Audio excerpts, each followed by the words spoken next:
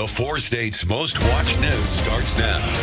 Coming up next, Raffi Andonian joins us this morning to share the meaning behind college colors and the origins of mascots. Welcome back with the excitement of the fall sports season here with football and basketball getting started up.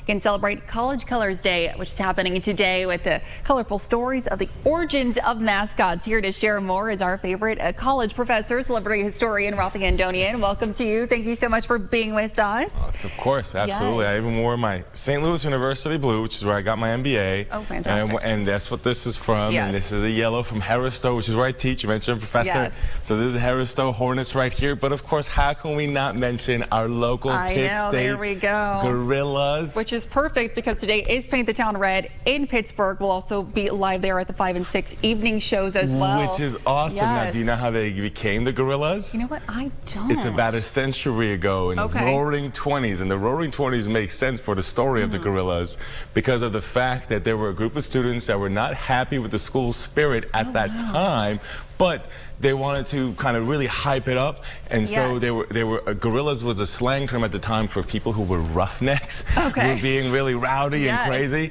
and that's how they succeeded, and that's how the Gorillas attached. The Roaring 20s attached to the from the 1920s all the way to today for a century. That's right. Fascinating. That's right. Now, where did mascots begin, and how did they get started just in general? From opera, believe it or not. So kind of the opposite of roughnecks, if you will, right? There's an opera in 1880 known as the Mascot in Paris. It's French, and it's a story about a farmer who's having bad luck and whose brother brings him a woman to have good luck as a good luck charm, and that's how the term mascot gets attached to having good luck associated with a person or a figure or something that has some sort of power. Now, it's not the first time you're going to have using people or animals even for good luck, but the term mascot, now using things though goes back centuries and centuries. You have them in ancient Egypt, you have King Hammurabi who uses them as, for example, dogs in battle as good luck sitting there.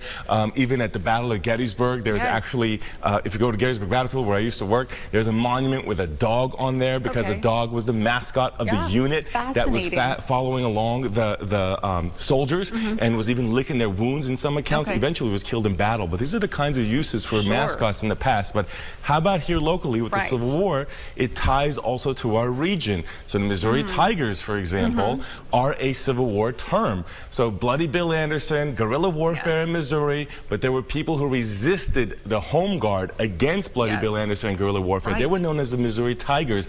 That got attached to the university in 1890, which is about 25 years, a generation or so after the Civil War, commemorating them. So it actually makes sense from that era and sticking to that era. Of course, why were there the Missouri Tigers and why was there guerrilla warfare in the first place? Because there was a border war with Kansas, known still as the border war, Missouri versus Kansas, and you have the Jayhawks on the other side. That's a Civil War term. That's right, from the bleeding Kansas days when they were protecting, fighting for freedom, holding off forces that were coming in to establish slavery in Kansas. But the Jayhawkers were trying to resist them. Now, here's what's interesting, though. While Jayhawks are certainly associated with the identity of Kansans and the university, it's not the first time that Jayhawks were used. Jayhawks were used, believe it or not, in the gold rush to California as a group of people, particularly as a band of people that were coming over the Great Plains, and they called themselves the Jayhawkers because they foraged off the countryside, much like the Jayhawk bird, the mythical figure, is supposed to forage off its prey. So it was initially a gold rush term, but became known and, of course, popularized in Kansas. And hence, all of these mascots have specific historical uses. I know we've used them for thousands of years, and yes, we use the opera term, but the gorillas here locally from the Roaring 20s and the Tigers and the Jayhawks have Civil War roots. So there's reasons behind all of these stories and our school spirit. Yeah, certainly fascinating indeed. Well, thank you so much for being with us. Stick around. We'll be right back.